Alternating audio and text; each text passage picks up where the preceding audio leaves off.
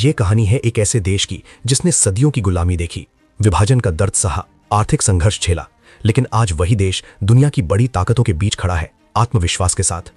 ये कहानी है भारत की, एक ऐसे राष्ट्र की जो ना तो पूरी तरह रूस के साथ है और ना ही पूरी तरह अमेरिका के साथ, बल्कि दोनों के साथ है, अपने हित में, अपने तरीके से। 1947 में आजादी के बाद दुनिया दो हिस्सों में बंट चुकी थी, एक तरफ अमेरिका, दूसरी तरफ सोवियत संघ, आज का रूस। तब भारत ने चुना एक अलग रास्ता, ना किसी गुट में शामिल होना, ना किसी का पिछलग्गू बनना। ये नीति थी रणनीतिक स्वायत्तता, जिसे दुनिया ने नॉन अलाइनमेंट कहा। भारत का संदेश साफ था, हम दोस्ती सबसे करेंगे पर फैसला अपना खुद लेंगे। जब भारत को रक्षा क्षेत्र में मजबूती चाहिए थी, तब पश्चिमी देशों ने कई बार शर्तें लगाईं, लेकिन रूस ने साथ दिया। भारत के कई लड़ाकू विमान, पनडुब्बियां, मिसाइल सिस्टम रूस से आए। आज भी भारत का S-400 मिसाइल सिस्टम रूस से है। ऊर्जा क्षेत्र में भी रूस भारत को रियायती दरों पर तेल देता है। जब रूस और यूक्रेन के बीच युद्ध शुरू हुआ, तब पश्चिमी देशों ने रूस पर प्रतिबंध लगाए, लेकिन भारत ने क्या किया? भारत ने संतुलन रखा, युद्ध का समर्थन नहीं किया, लेकिन अपने सस्ते तेल के हित भी नहीं छोड़े। यह था रणनीतिक संतुलन। समय बदला। 21वीं सदी में भारत को चाहिए था टेक्नोलॉजी, निवेश, वैश्विक बाजार, रक्षा सहयोग, और यहां अमेरिका एक बड़ा साझेदार बनकर उभरा। आज भारत और अमेरिका रक्षा अभ्यास करते हैं, सेमीकंडक्टर निवेश की बात करते हैं, क्वाड जैसे समूह में साथ हैं। अमेरिका की बड़ी टेक कंपनियां भारत में निवेश कर रही हैं। भारत IT, फार्मा, स्टार्टअप्स और डिजिटल अर्थव्यवस्था में आगे बढ़ रहा है।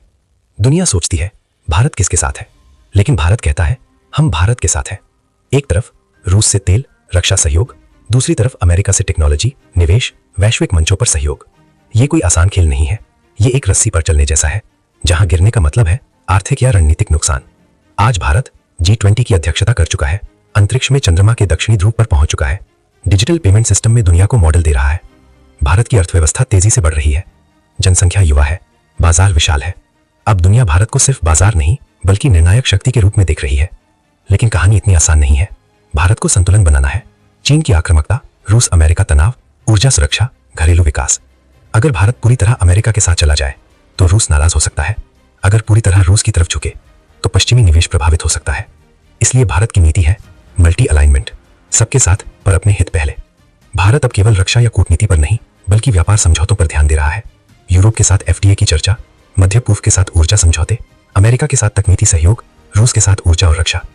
भारत का लक्ष्य है मैन्युफैक्चरिंग हब बनना, सप्लाई चेन का विकल्प बनना, ग्लोबल साउथ की आवाज बनना।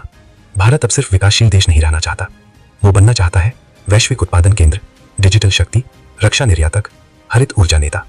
भारत की विदेश नीति अब भावनात्मक नहीं, व्यावहारिक है। तो ये कहानी है एक ऐसे देश की जो ना झुकता है, ना टूटता है, बल्कि संतुलन से आगे बढ़ता है। रूस से दोस्ती, अमेरिका से साझेदारी, यूरोप से व्यापार, एशिया से जुड़ाव। भारत की असली ताकत क्या है? उसकी स्वतंत्र सोच, उसकी युवा ऊर्जा और उसकी रणनीतिक संतुलन क्षमता। भारत किसी गुट का हिस्सा नहीं, भारत एक धुरी बन रहा है। ये 21वीं सदी है और ये सदी भारत की हो सकती है।